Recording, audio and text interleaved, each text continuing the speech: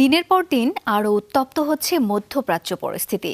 গাজার পর লেবাননে ইসরায়েলের যুদ্ধ নিয়ে উত্তেজনা বাড়ছে অঞ্চলটিতে। সংঘাত দমাতে চলছে বিভিন্ন পক্ষের কূটনৈতিক তৎপরতা। মিত্র তেল আবিবের পক্ষে সাফাই গাইলেও কূটনৈতিক সমঝোতার আহ্বান জানিয়েছে ওয়াশিংটন। এদিকে আঞ্চলিক যুদ্ধ এড়ানোর পরামর্শ জার্মানির। আরো অনেক কিছু এক অ্যাপে পেতে ডাউনলোড মাইবিএল অ্যাপ বাংলা লিংক। দিন যতই গড়াচ্ছে ততই পরিধি বাড়ছে লেবানন ইসরায়েল সংঘাতের। আরও উত্তপ্ত হয়েছে দেশ দুটির পরিস্থিতি। হিজবুল্লাহ ইসরায়েল উত্তেজনায় চলছে কূটনৈতিক দৌড়ঝাঁপ। দুপক্ষকে থামাতে তৎপর ইসরায়েলের পরম মিত্র যুক্তরাষ্ট্র। যদিও বরাবরের মতোই ওয়াশিংটনের মুখে মিত্র তেল আবিবের সাফাই। চলমান এই সংঘাতের জন্য এককভাবে হিজবুল্লাহ যোদ্ধাদের দায়ী করেন মার্কিন প্রতিরক্ষামন্ত্রী লয়েড অস্টিন। ইসরায়েলি প্রতিরক্ষা মন্ত্রীর সঙ্গে বৈঠকের পর সংঘাত নিরসনে কূটনৈতিক সমঝোতার আহ্বান জানান তিনি।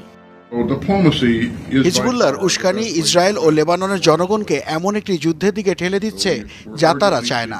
দুপক্ষের জন্যই যুদ্ধ বিপর্যয় বয়ে আনবে। এটি সমাধানের সবচেয়ে ভালো উপায় কূটনীতি। তাই বৈরুত ও তেল আবিবকে জরুরি ভিত্তিতে কূটনৈতিক সমঝোতায় আসার আহ্বান জানাচ্ছে।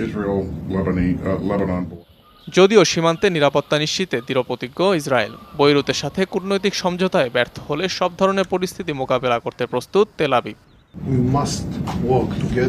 উত্তর সীমান্তে নিরাপত্তা নিশ্চিত করতে আমরা প্রতিশ্রুতিবদ্ধ। বাসিন্দাদের নিরাপদে বাড়ি ফিরিয়ে আনা হবে। সেই সাথে সমঝোতায় পৌঁছানোর জন্য কাজ করে যাচ্ছি। তবে সম্ভাব্য সব পরিস্থিতি মোকাবেলা করতে প্রস্তুত ইসরায়েল। এদিকে ইসরায়েল হিজবুল্লাহ উত্তেজনার মধ্যেই জেরুজালেম ও বৈরুত সফর করেন জার্মান পররাষ্ট্রমন্ত্রী অ্যানালেনা বেয়ারবক। আঞ্চলিক যুদ্ধ এড়াতে দুপক্ষকেই শান্ত থাকার আহ্বান জানিয়েছেন তিনি। বেশ কয়েকদিন ধরেই পাল্টাপাল্টি হামলায় উত্তপ্ত লেবানন ইসরায়েল সীমান্ত।